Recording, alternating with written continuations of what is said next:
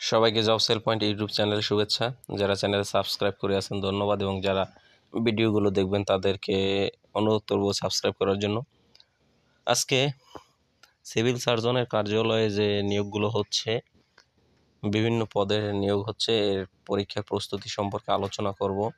এখানে পদ রয়েছে পরিসংখ্যানবিদ, চার্ট মুদ্রাক্ষরিক, অফিস সহকারী, স্বাস্থ্য সহকারী, অফিস সহায়ক থেকে টোটাল সিভিল সার্জন কার্যালয়ে যে নিয়োগটা আসে এই সম্পর্কে প্রস্তুতিটা আলোচনা করব। তো প্রথমে বাংলায় রয়েছে এক কথায় প্রকাশ, সন্ধি বিচ্ছেদ, বাগধারা, সমাস, বাক্যশুদ্ধি, কারক ও বিভক্তি, ভাব সম্প্রসারণ, সমার্থক, বিপরীয়ার্থক, লিঙ্গ ইত্যাদি। এই সকল 8টা আইটেম যদি পড়াশোনা মুখস্থ করা যায়, আসলে বাংলা 20 মার্ক বা 25 মার্ক থাকলে কমন পাওয়া যাবে। এখন আসবো গণিতের সাজেশন সম্পর্কে। গণিতে প্রথমে পাটিগণিত আপনারা দেখবেন অষ্টম এবং নবম শ্রেণীর। নল, পাই, পিতা ও পুত্র, কাজের অঙ্ক, শতকরা, নৌকা ও স্রোত, ভগ্নাংশ, এই সকল আপনারা টপিকগুলো পড়বেন। পাটিগণিতের জন্য আপনারা শতভাগ কমন পাবেন। এখানে লিখে দিয়েছি ক্লাস অষ্টম ও নবম শ্রেণীর বই।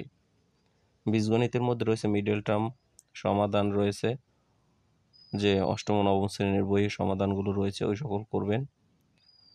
তারপর রয়েছে পরিমিতি, নবম শ্রেণীতে আছে, এটা পরিমিতি শেষের, যে গাছের এত মিটার ভেঙে গেছে, এই সকল যে পরিমিতি রয়েছে। এইটা জ্যামিতিক সংজ্ঞা, এখন হঠাৎ অনেক সময় আছে জ্যামিতিক সংজ্ঞা দিয়ে দেয়, অনেকে এই বিষয়টা স্কিপ করে যান, যে জ্যামিতি পড়েন না।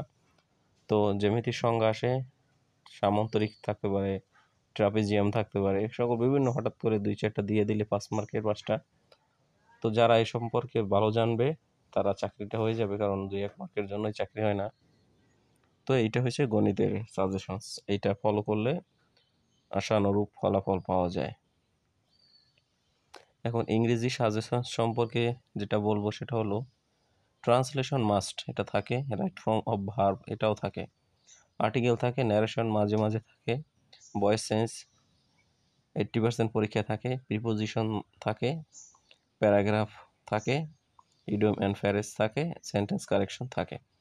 এটা হচ্ছে ইংরেজি সাজেশনস। এখানে 1 থেকে 9 পর্যন্ত যে আমি সাজেশনসটা দিয়েছি ইংরেজি, এই 9টা টপিকস সম্পর্কে যদি কারো শতভাগ ধারণা থাকে একটা বইয়ের ভিতরের, সে ইংরেজিতে 2-1 মার্ক ছুটে যেতে পারে প্যারাগ্রাফে।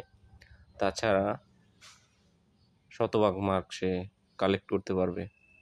এটা হচ্ছে সিভিল সার্জনের কার্যালয়ের একটা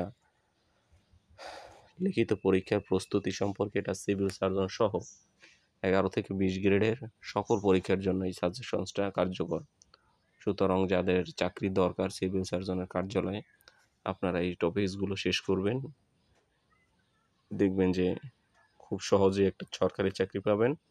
ধন্যবাদ, ভিডিওটা শেয়ার করবেন।